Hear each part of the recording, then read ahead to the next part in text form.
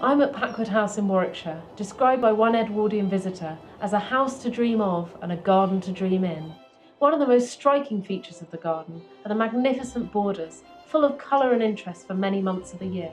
And I'm here to meet senior gardener Robyn Booth, who'll tell us a little more about how they're maintained. Hi Robyn. Hello. I really like these borders. They're like a really nice mixture of sort of quite architectural and structural, but also loose and colourful. What's the thinking behind the design? Yeah, they're really beautiful and romantic, aren't they? And they have a really lovely structure to them, but they're also really romantic and soft as well. Obviously they're really long, aren't they? And most people couldn't really do borders this length, certainly not double borders this length. But are there elements that you could recreate at home? Yeah, I think we use what's called a matrix style of planting. So that's where you're repeating the plants that you use, but not in a way that's monotonous. So you could easily take a section of the planting that we've got here.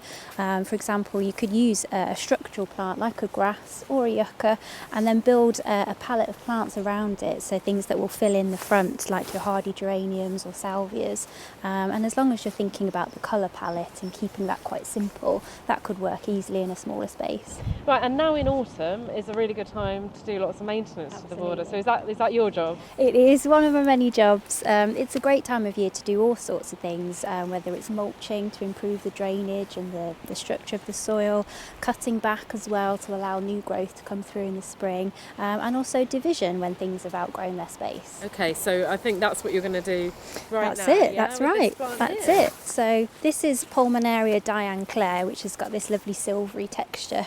So it's outgrowing its space, as you might be able to see here. There's different ways you can divide. One of the simplest ways is what I'm going to do now, which is I'm just going to dig it out, lift it, and then split it, chop it into sections with my spade. So it'll look a bit brutal, but it will do the job. Okay. So you've got nice soil there. Yeah, The spade's going in, all right. beautiful soil. Oh wow, and yeah, I can see it's coming out. A huge, big chunk. Okay, so I'm going to Excellent. here. So when you're dividing something, it's really good to try and look for sections of smaller plants that you can use, and as long as you've got a good root attachment as well, that will help it establish much quicker. So the roots here look really healthy. Yeah, it's really established, so it should be fairly easy to chop up into sections.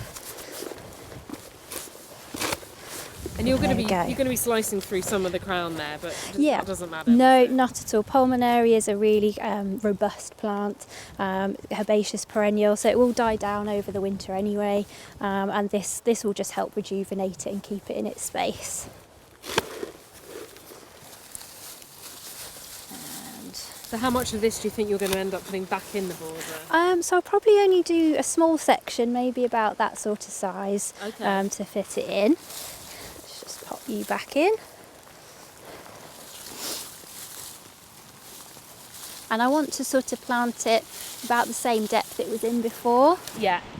And you're just firming it in with your hands. That's yeah? it. So I'm just backfilling the soil, pressing it down so there's not any air pockets, the roots are making contact with the soil. Excellent. Almost looks like you haven't been here. That's the dream. Okay, and then what are we going to do with all this? So this is what we're going to take back to the nursery with us, and we're going to pot it up, and I'll show you our greenhouses. Excellent. Let's do it. Okay.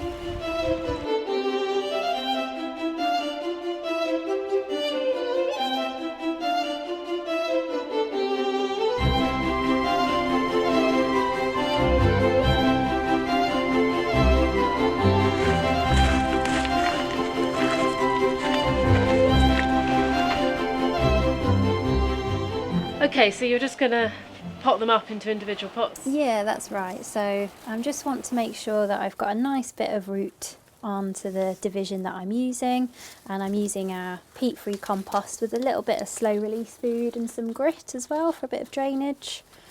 And I'm just going to pop it into a 1 litre pot, and it's similar to like when you're backfilling in the garden really. You want to make sure you're firming down, there's no air holes in the compost.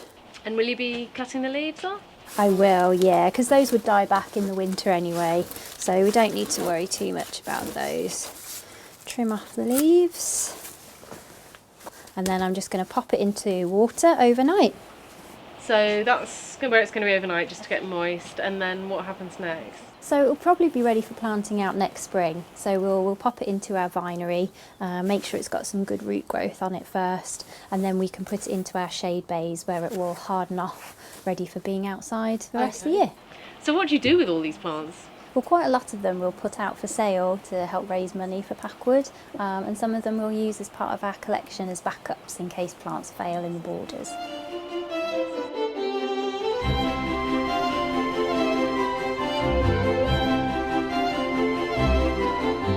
National Trust gardens can be a great source of inspiration, and our gardeners and volunteers are always happy to talk. So why not come and visit one of our places, or get the National Trust School of Gardening from our shop?